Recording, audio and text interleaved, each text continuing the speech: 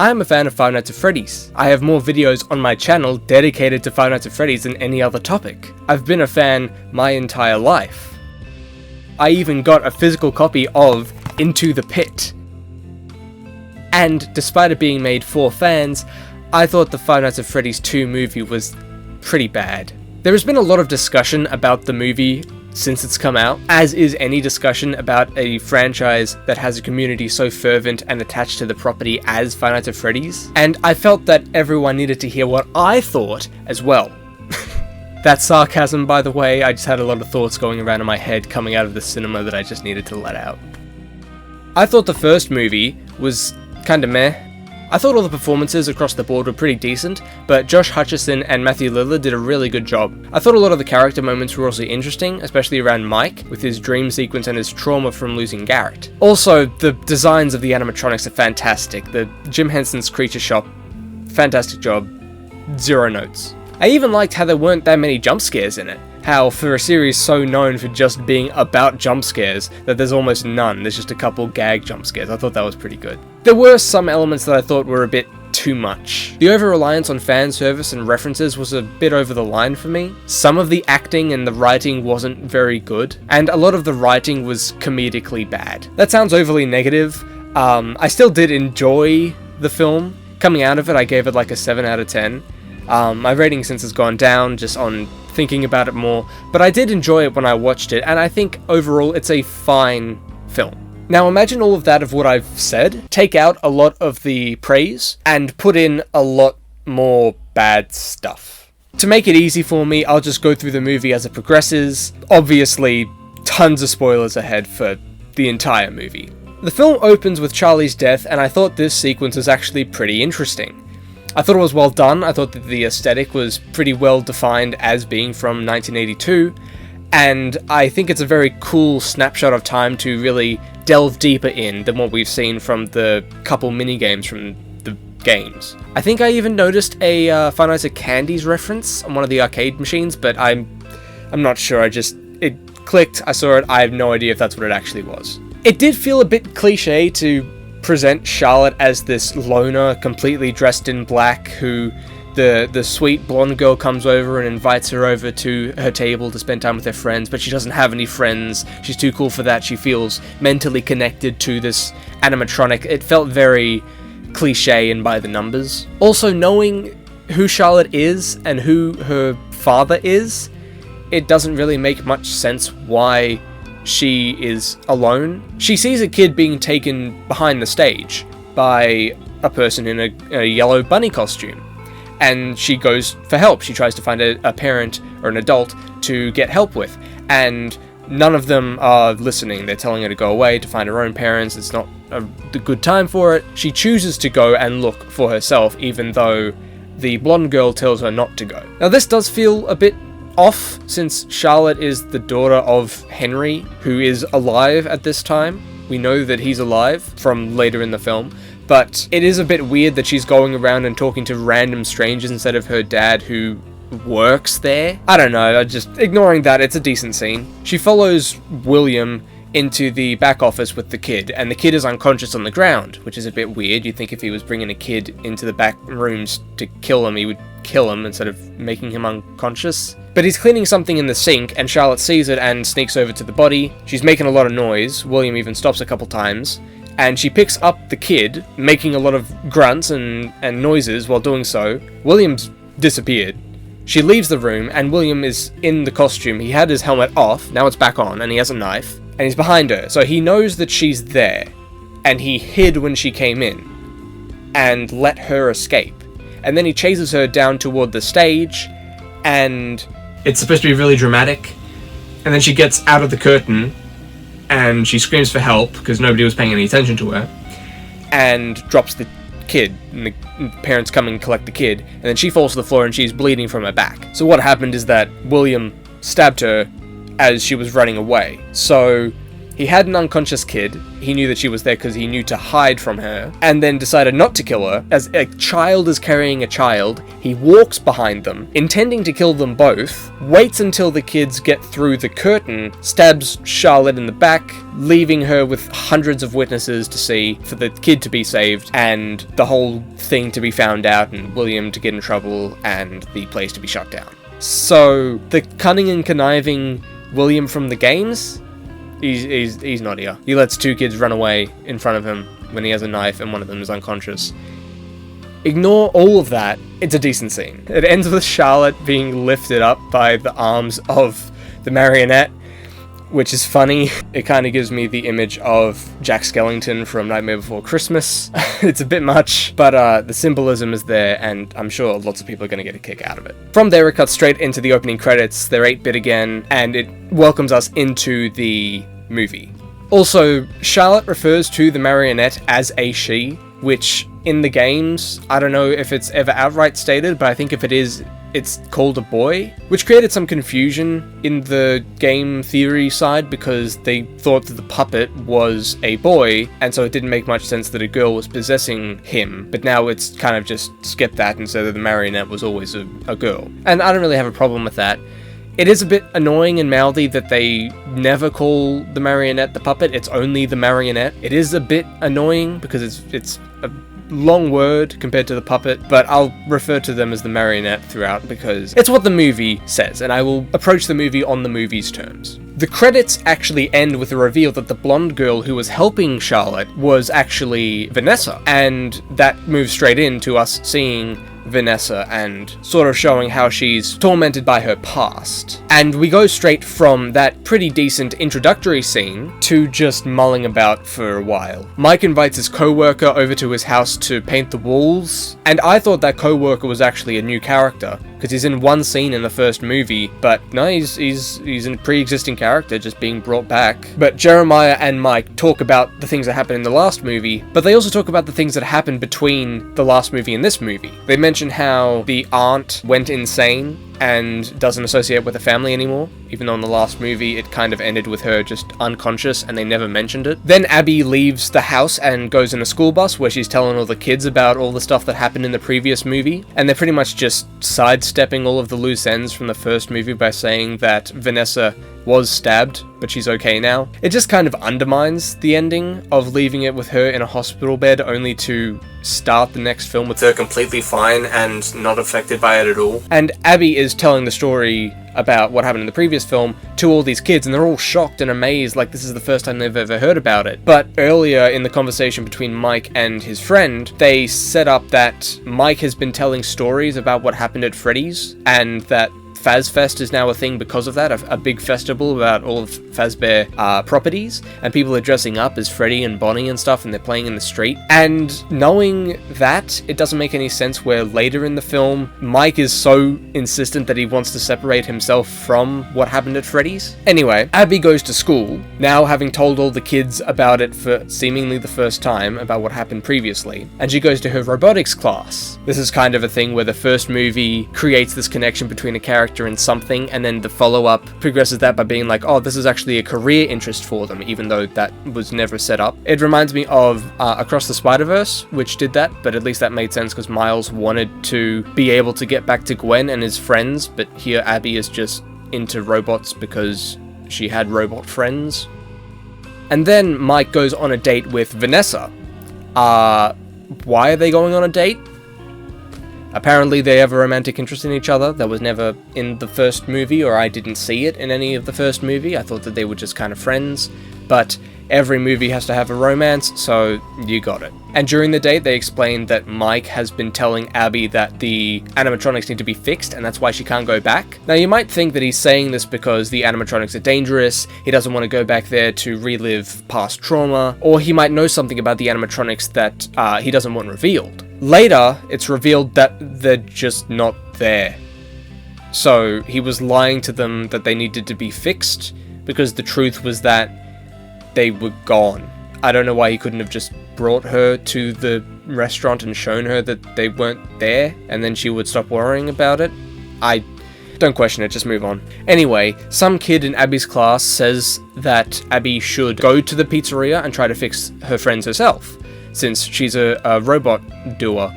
And so she leaves while Mike is on the date, and he comes home and finds out, and he goes out after her. And that's where it's revealed that the animatronics aren't there. Mike tries to cheer her up, so I guess that he kept this all secret because he didn't want to hurt her feelings, but I don't know. He cheers her up by trying to give her rewards that you buy with tickets at arcades, and she's interested in this little device thing that is like a text-to-speech sort of thing, and so she decides to take that and goes. Before they get that, Mike finds a little plushie, and he squeezes it, and it plays the Freddy meme sound, and this actually caused a lot of laughter in my theater.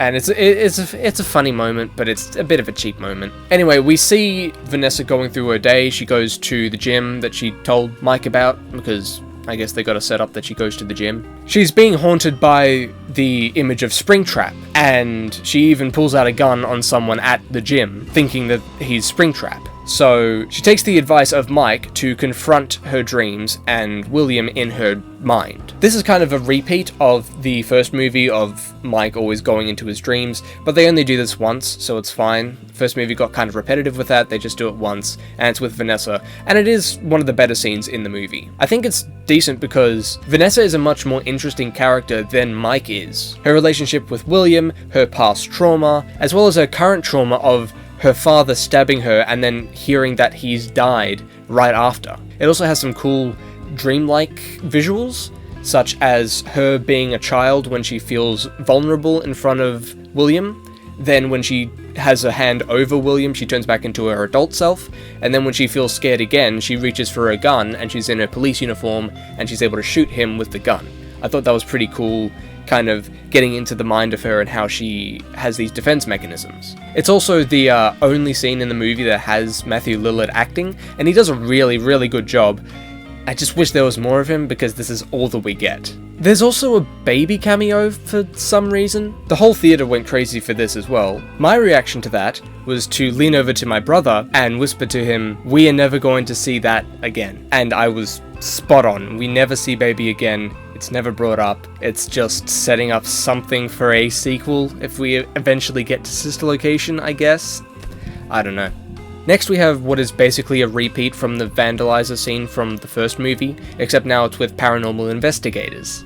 They are brash and in over their heads, just wandering around this facility they're not supposed to be into, and they stumble across the animatronics that end up killing them. It's just a cheap way to get into sequences of PG-13 horror violence. And I guess it does it well. There's a reason this movie is PG-13. The first movie is rated that because of the bifurcation scene. This movie is rated that because Mangle dismembers a guy and drops all of his bloodied limbs onto the floor. But it's actually kind of hilarious because this gruesome and really gory scene is immediately followed up by a guy falling into water and getting implied to be eaten by a bunch of tiny marionette plushies underwater, and it's just shown through the water turning slightly red. The marionette also gets a kill, but none of these are really even that scary. The marionette does have a jump scare before it does what it does, but Mangle just kind of picks up a guy out of nowhere, and the tiny marionettes are just hilarious. It's not scary unless you find dismemberment and mild blood to be terrifying, in which case I don't recommend you ever watch A New Hope. What the marionette actually does do is that she doesn't kill someone, she possesses them. She gets herself inside of their body and puppets their body around. And it's used to scare the security guard who let the paranormal investigators inside of the building, chasing after him and getting him out of the building. But it's not scary. It's kind of goofy when she's going on the floor. It's very weird. Don't question it. But just the general idea of the marionette possessing people, that's unfounded in the series, and it kind of just comes out of nowhere. Visually, the makeup on McKenna Grace is kind of a bit much. It looks like something that would be from Megan, or just any other generic horror movie. And even though there is a sort of taking over someone's body and possessing them from within idea in FNAF, from Enid in Sister Location, This is a different kind of situation because it's a lot more supernatural than the series has been in recent years, and I know a lot of fans love the supernatural stuff, but there's a difference between the supernatural idea of suits that are being supernaturally controlled and operated by spirits of kids that were stuffed inside the suits, and a magical creature that can teleport within the body of someone without affecting their outside body, whose face gets molded onto their face and gives them giant tear streaks, and is able to, as we see later in the film, float around. Like, the marionette floats and flies around in the movie, where the only thing comparable to that in the series is Moon in Security Breach, but even then he's suspended by wires, he's not actually flying around. There's no magic in the Five Nights at Freddy's universe, there's science fiction and supernatural, and this is neither, this is just baffling. And at least in Sister Location, it makes sense why Enid goes into the body of Michael. Enid is trying to leave the facility, and Michael is a human that they can fit inside of, and so they use his body to live a life. We see in the custom night of Sister Location, the end of night animations is Enid leaving the facility inside of Michael's body. But Charlotte, whenever she's possessing someone, just looks like a monster, doesn't look like an actual person, so can't blend in that way. And later on they do say that she blends in by getting into the animatronics, but the only reason that blends in is because of a contrived thing that they have to set up so that the suits make sense. It's all very contrived and A because B, but B only exists because of A, and it's very hard to keep track of. And as I said, Enid is used as camouflage. Charlotte doesn't use it as camouflage. There is no reason that she possesses people. She possesses McKenna Grace's character for no reason, because she uses that body to confront Vanessa, who already knows about Charlotte. And the puppet can move independently because we see it move multiple times independently of a body. It doesn't need a body to move around. There is no reason why it can possess and why that's even a mechanic in the movie. Well, except for something that I'll mention at the very end. Anyway, we return to Abby, and we see that the text-to-speech machine is now talking on its own, and talking to Abby. And this is kind of cool, because it's doing the spelling out thing that the minigames from FNAF 2 do, but they abandon it immediately. They spell out Abby, and then it just says all the words like it's reading the words. So I guess they didn't think that movie audiences would be able to read in their head, or keep up if it was letter by letter, because they even physically spell it out. You can see them spell out the words, which just feels like treating the audience like they are children who can't read. I don't know, I guess it would be kind of annoying to have to guess or spell what the words they're saying when they could just say it, but it is a bit weird to do a half measure in regards to a reference to the games like that. The text-to-speech thing tells her to go to the original location with the toy animatronics that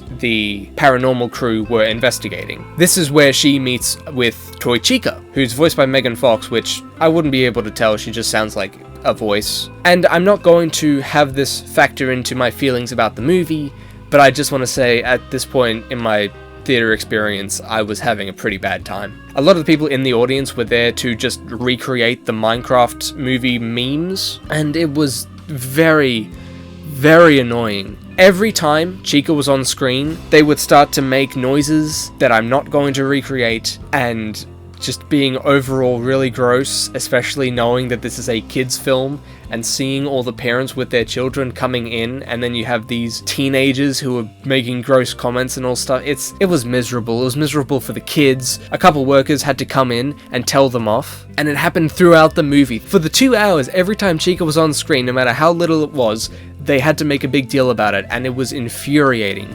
Lisa? I'm kidding myself.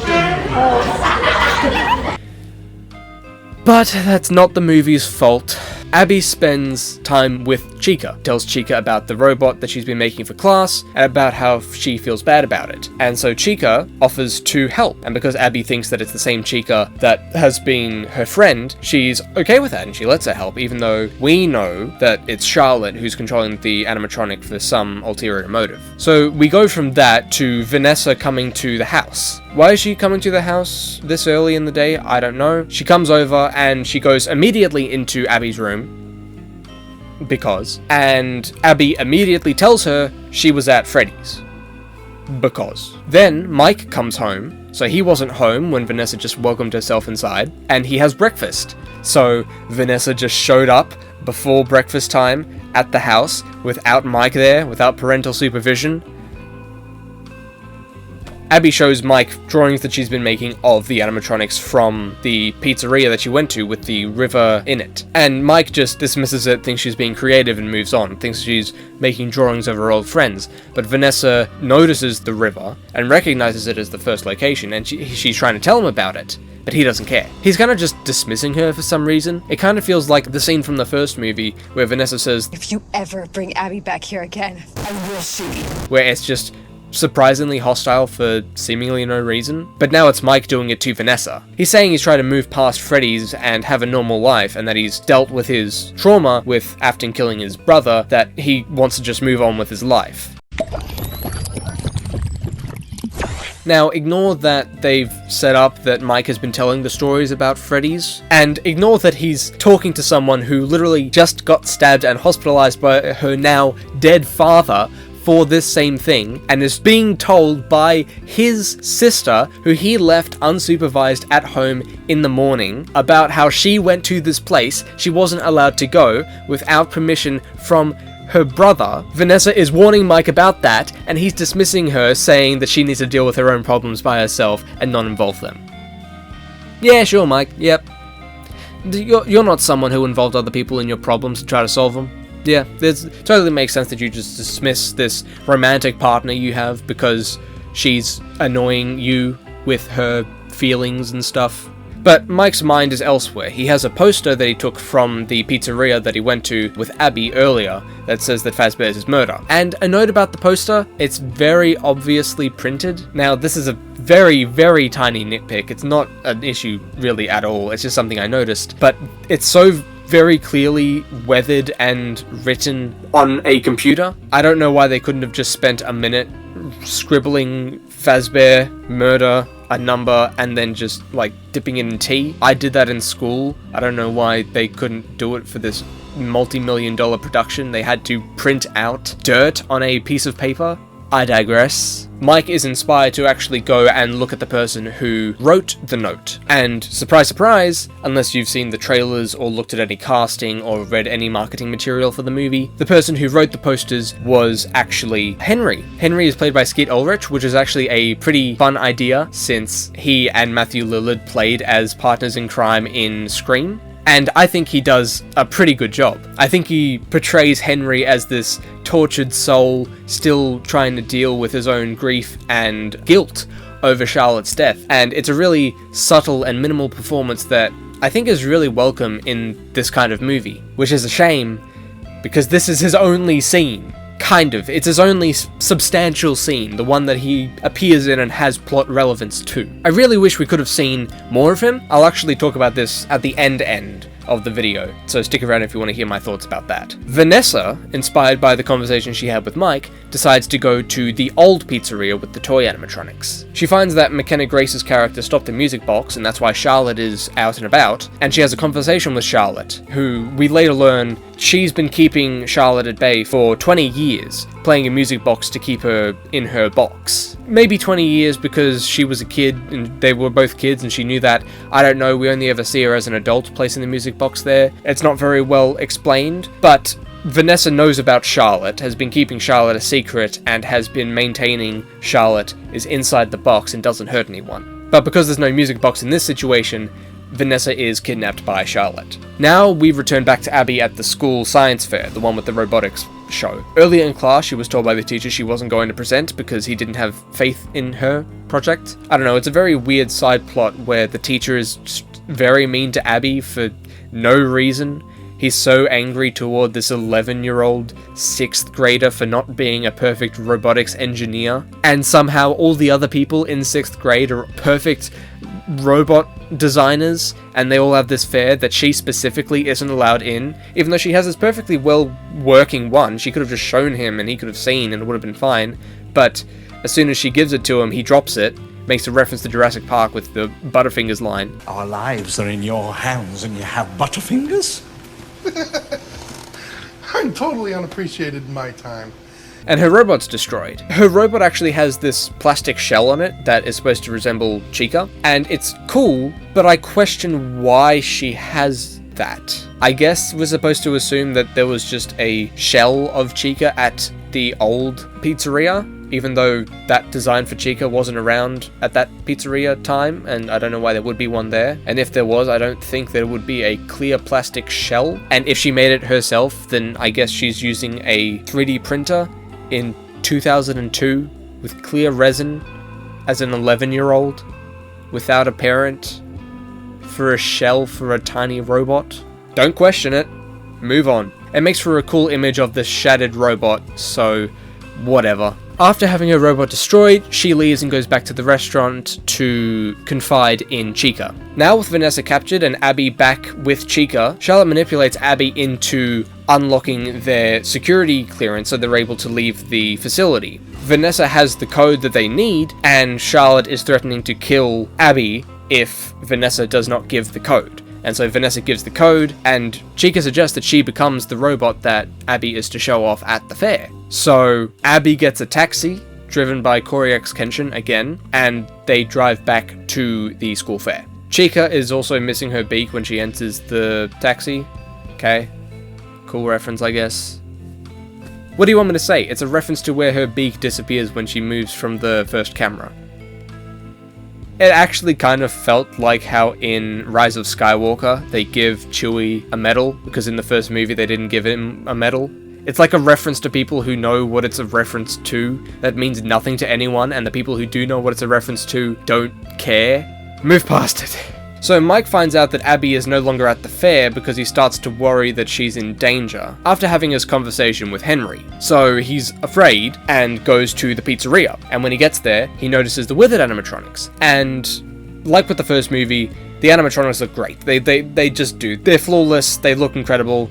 I especially love Withered Freddy, and there's a sequence later on with him that I thought was really well done. I'll talk about it a bit later. But he finds the withered animatronics, and he doesn't see, Mechanic Racer's character's body is lying on the ground dead. So I thought, and my brother thought, that we last saw Charlotte possessing Mechanic Racer's character, with Vanessa in her grasp. So since Mike is coming to investigate, and she wants to stop Mike from interrupting the plans, it would make sense that she would use the body of Vanessa to possess her so that she can manipulate or distract Mike from what he wants to do. And so then he walks up to a little cubby and there's knocking on it. So he thinks it's Vanessa. So he's going to save her. So he's just saved her and he feels good about that. He doesn't think that maybe that isn't Vanessa. So it would make sense then for that to be Charlotte inside the body of Vanessa, that she's able to trick him with it. Now, if you were thinking that's what happened, you'd be wrong. It doesn't happen. Vanessa's fine. Charlotte just left her in a cubby bound up right at the entrance to the restaurant that Mike went through. So what? So even though the last time we saw Vanessa, she was in danger, she was with a threat, and she was being manipulated through Charlotte's actions, Charlotte is just not a threat. She's immediately saved, and they're immediately okay. Sure. So, with all the threats avoided, the two of them just kind of wander through the restaurant. They end up at a security office, which is a pretty decent recreation of the office from the second game. They go to the office because they want to shut down the systems because Charlotte is using the animatronics to go and hunt down adults. And through shutting down the system, they can disconnect her from the animatronics so that the animatronics will stop hunting. But I don't think they explain that. I'm pretty sure they say that Charlotte is going after specifically parents, because in the flashback, it's the parents of children that didn't listen to her when she needed help. But she hasn't been killing parents. I don't think she kills anyone who we know is a parent in the entire movie. I can at least justify her attacking Mike and Vanessa because they're trying to stop her plans. But the paranormal investigators, one of them turned off the music box, one of them fell in water, and the other one was just kind of standing there. And later in the movie, they say that she's hunting specifically adults and not parents. But the conflict and the motivation was revealed as being specifically parents. When the script mistakes the main antagonist's motivation, it kind of feels like it was just a draft that ended up being used during the filming. That is not a good sign.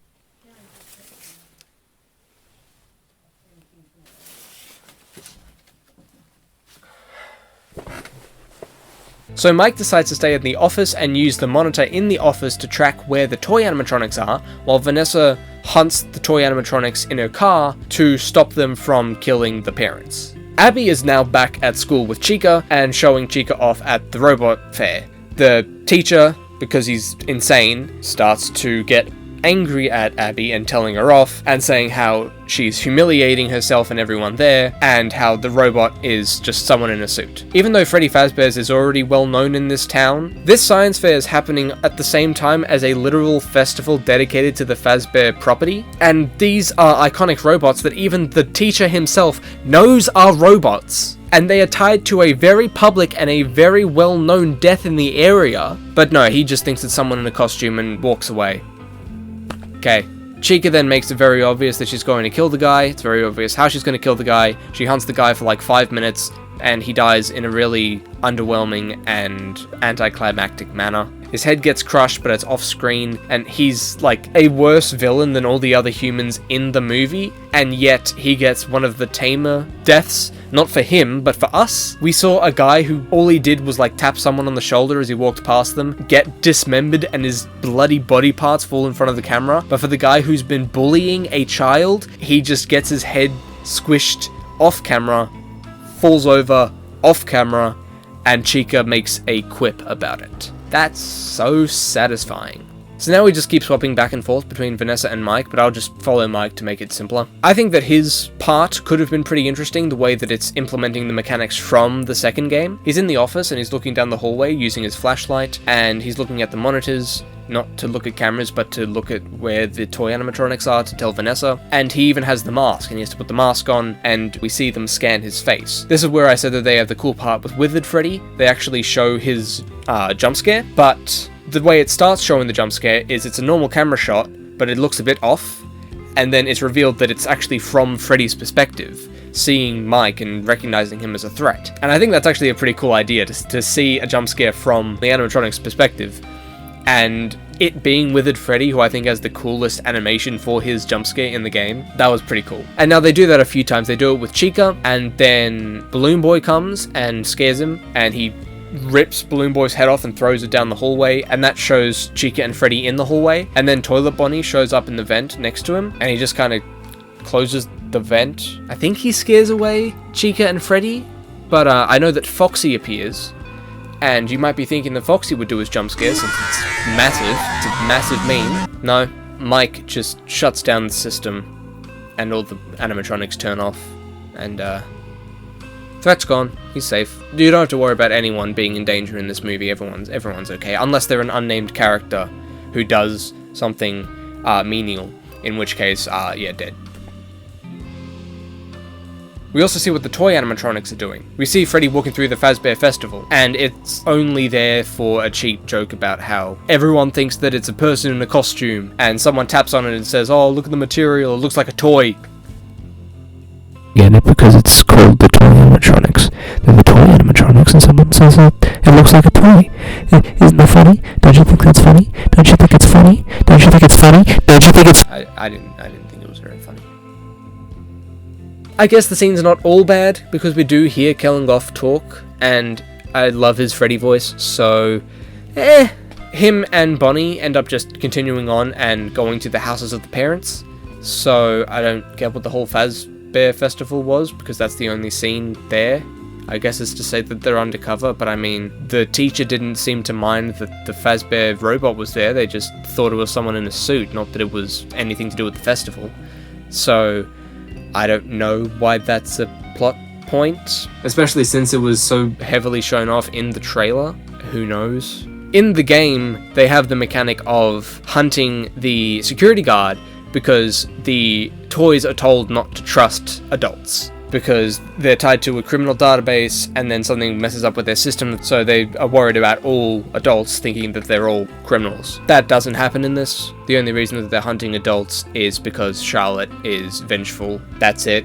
So they turn a mechanic that justified the story and the actions of the antagonist in the game into one antagonist specifically having a unfocused, vengeful quest against a bunch of people who literally did nothing. She's not trying to go for the parents who left her to die. She's going after parents because parents left her to die.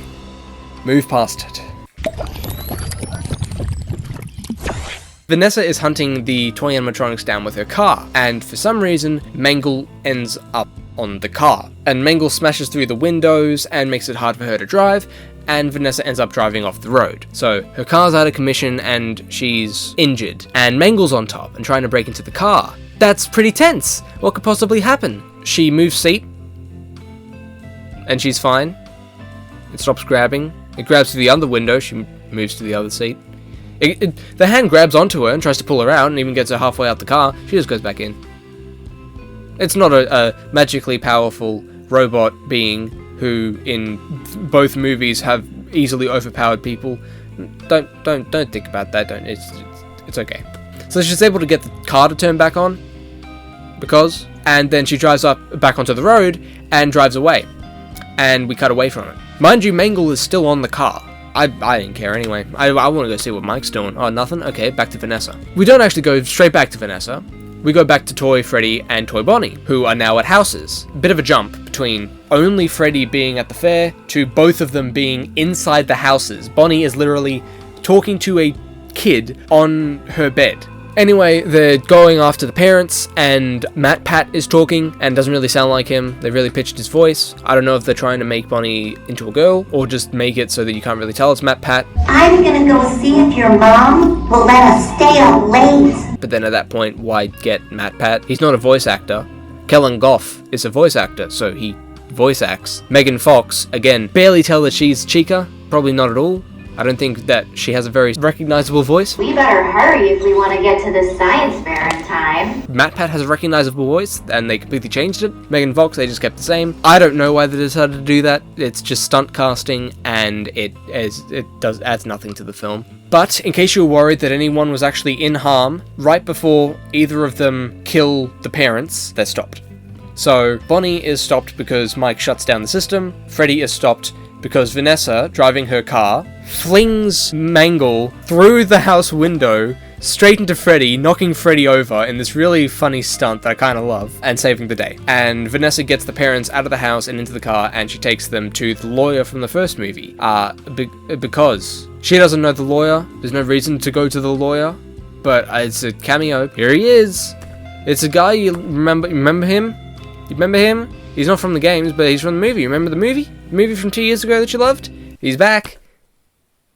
So now that all the animatronics are dealt with, or all system shut down, Mike actually sees that there is an animatronic at their house. And it turns out that that animatronic is actually Chica. And so Vanessa has to go over to the house to save Abby, who we see is with Chica, and Chica's chest explodes, and out comes the puppet, who was using Chica as camouflage. So I don't know why she was possessing people if she didn't need to, because the only one she needed to be inside was Chica, but she can also possess the animatronics when she's not in them. She was controlling the other toys, and also all the wizards. She was just inside Chica so that she could get out and possess Abby, but why?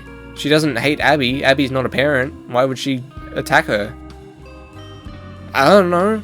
So Vanessa leaves the parents and drives off by herself, but because of the damage to her car from Mangle, she can't go anywhere. Her car's broken down. So she's stuck on the side of the road, and she's calling up Mike, and she's worried. She's screaming at him, "You need to come save me." It's not getting through, and so she throws it down, and she screams, and it's really intense.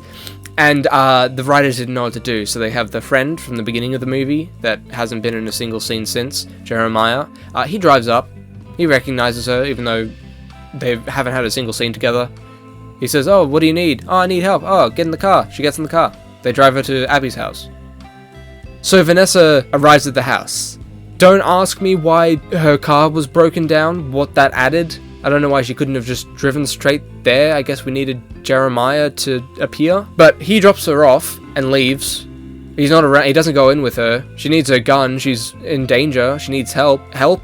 Nah, go, bye. What? You can actually pinpoint the second when his heart rips in half. What? Why? Why? So she's looking for Abby and for Charlotte inside the house, and it turns out that Charlotte is possessing Abby, and Abby is turned into a monster. And this is where we see Abby marionette floating around, like a foot above the ground, because so people can fly in Five Nights at Freddy's now. Cool. Real cool. So Vanessa tries to hide from Charlotte, but Charlotte eventually finds her and overpowers her and kills her. No, she doesn't. She's been fine killing people before, but no, she just plays around with her. I guess it's just so that she has enough time for Mike to come and save the day. Because Mike comes in with the music box that he got from Henry. He got a music box from Henry, by the way. And he uses it to get Charlotte out of Abby. And there is a cool shot of the marionette leaving Abby through the mirror in the music box. It's a little late for a cool shot when the film has been filled with very mediocre, very flat cinematography. So Charlotte is gone and runs out of the scene, and the day is saved. But actually, plot twist, the day wasn't saved. There's a new antagonist. The security guard who welcomed the paranormal investigators into the building with the toy animatronics that got Charlotte out. And it turns out, to everyone's surprise, that the guy referred to as Mike, who wears purple, who is a security guard and who has a creepy face and knows everything about the location and Charlotte and all that, is Michael Afton.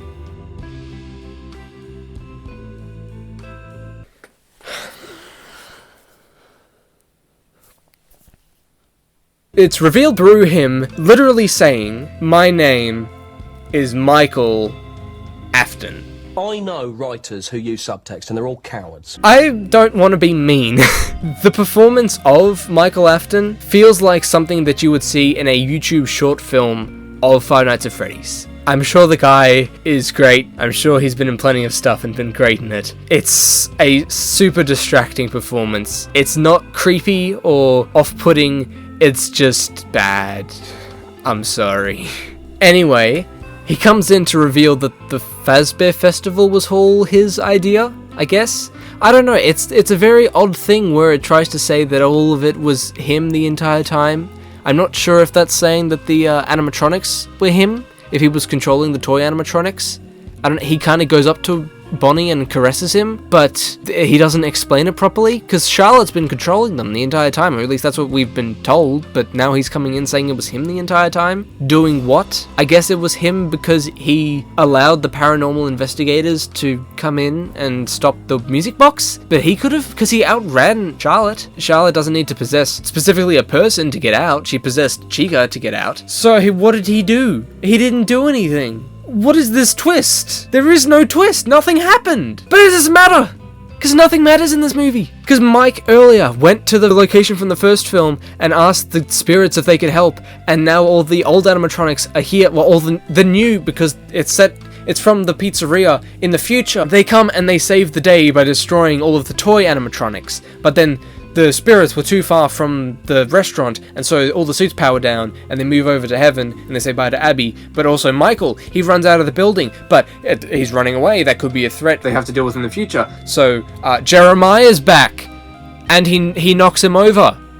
And then he goes inside, leaving Michael outside, who he knows is a threat, even though he's never seen Michael before. No one's ever seen Michael before. Vanessa's the only one who knows about Michael, so unless she told him about Michael on the drive over, and then he decided to just drive away or wait in his car for Michael to come in and then wait for Michael to come out.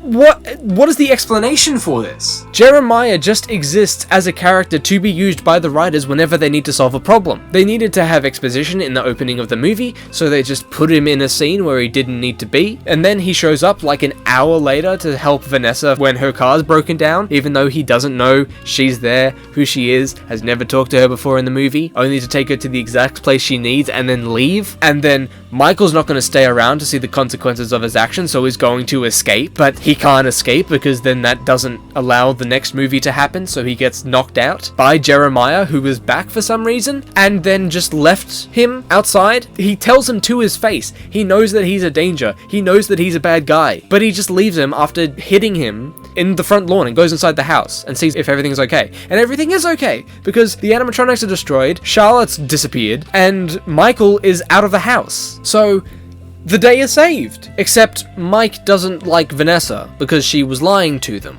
I'm not sure if not saying that she has a brother is lying. I mean, if he never told Vanessa about Garrett, then that really wouldn't have been lying either. It just wouldn't have been telling her something that was not really relevant to her. It just kind of feels like a way for the writers to cop out of saying like, oh, she's a pathological liar. She lied about her father, she lied about her brother, she lied about Charlotte. So it's okay that we didn't write anything about it in the first movie. It's totally not retconning that we didn't think of Michael, and it's totally not obvious that we didn't think of him at the time because we named one of the characters Mike, and it's totally not confusing at all to have your protagonist named Mike and your antagonist named Michael. Don't think about it. Don't think about it. Anyway, Mike is angry at Vanessa, tells Vanessa to never talk to them again, never see them again, and he and Jeremiah and Abby leave. They don't acknowledge Michael. We don't see Michael. We don't know what has happened to him. Kind of like what happened to the aunt in the first movie, where they're unconscious and then just forgotten about. Except Michael wasn't unconscious when we last saw him. He was just lying on the ground out of breath. And then we just see Vanessa in the hallway, saddened by not being accepted by her new family that she'd been lying to the entire movie. And the shot is a shot from the trailer, which kind of spoils the twist that Charlotte is still alive, which yeah. Anyway, she approaches Vanessa from behind and jumps inside of her body, and we see Vanessa's face, her eyes turn white, credits roll. Yeah. That's the end of the movie. If you've been seeing discourse about the film, you probably have noticed that a lot of people who even say that they love the film don't like it in the last 10 minutes. And that's because of the Michael twist and the cliffhanger. Because there's a cliffhanger in the Five Nights at Freddy's 2 movie, setting up the third movie. Because this is the new Avengers series, I guess, where they need to set up the next movie. Because a movie can never just be itself, it has to be setting up what comes next. That's it for the movie. It ends on a cliffhanger of the big bad guy, Charlotte, isn't dealt with. The new antagonist, Michael, isn't dealt with. The antagonist of the first movie, who was revealed to be alive in a cliffhanger of that movie, not even appeared. And there's a fracturing of Vanessa and Mike. So it feels like a part one, but it's the second movie. The first movie wasn't a part. It wasn't a part of like a quadrilogy that it seems like it's going to be. It was just a movie. And this is the sequel to that, but it's more of a prequel to the sequel to this one. So it makes it feel incomplete, because it is incomplete. It doesn't end. There's no character arc. Mike starts the film not trusting Vanessa and wanting to be distant from her. Ends the film being distant from her and not trusting her. Vanessa isn't able to confront her fears, she's not able to save people, and she still has trauma and problems that she's not able to confront. That doesn't change. The closest to changing is Abby, where she starts the movie still with her friends, and then ends the movie without her friends, and has to deal with that. But we don't see her deal with that. We see her accept that they're dead, and move on to heaven, and then just ends the movie. There's a mid-credit scene that is Springtrap and setting up the third film. And I do think this is kind of cool to see the behind the scenes of how they got Springtrap. And as we know from the game, that is how they get Springtrap. They go to an old location, the one that he got trapped in, and they take him and they put him in Fazbear Frights. And it kind of makes sense, I guess, because it's 20 years after the mainline series. I think that's the same distance between FNAF 3 and FNAF 1. I think FNAF 1 is in the 90s and FNAF 3 is in 2023. So I guess it's the same time gap.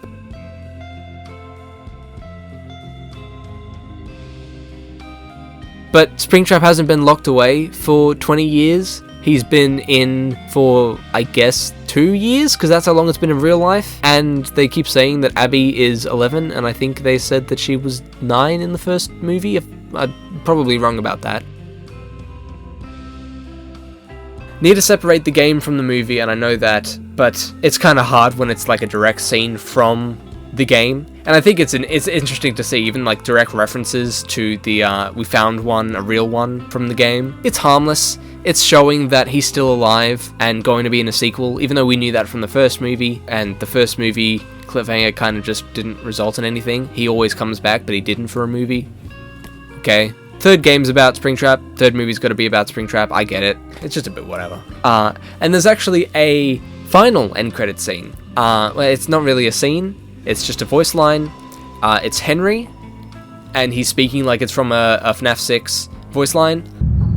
Begin tape. Leaving dead space. 3, 2, 1. Except it's implying that he's dead. It's implying Charlotte has gotten to him and kills him, which, if that's the case, that sucks. That really sucks that probably one of the better characters in both of these movies is now dead and we're not going to get another scene of him, and he got killed in an after credits voice memo. A lot of decisions that just don't really make much sense if they were trying to make a movie that was satisfying and made cohesive, narrative, consistent sense. But I guess that's not what they were going for.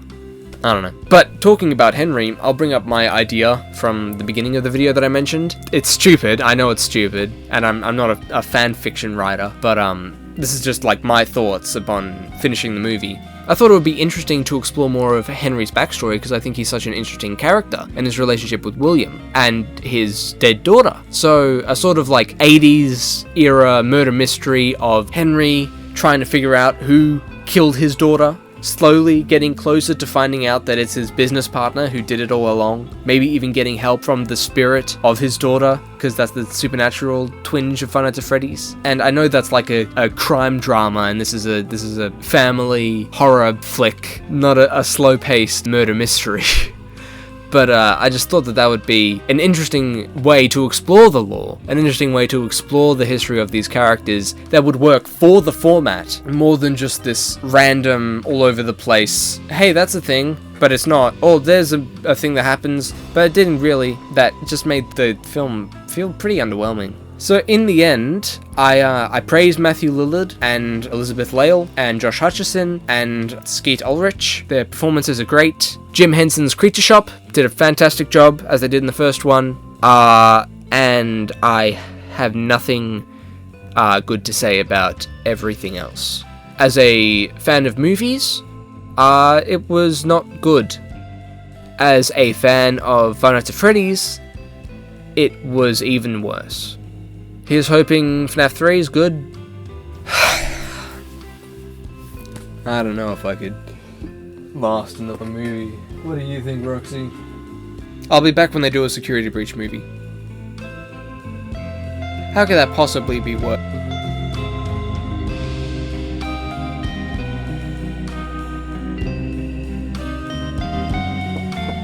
Yeah. Movie was crap. The second one. First one's good.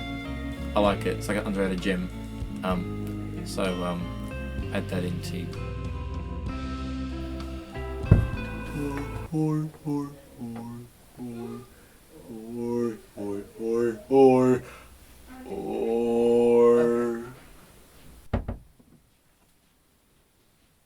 Anyway,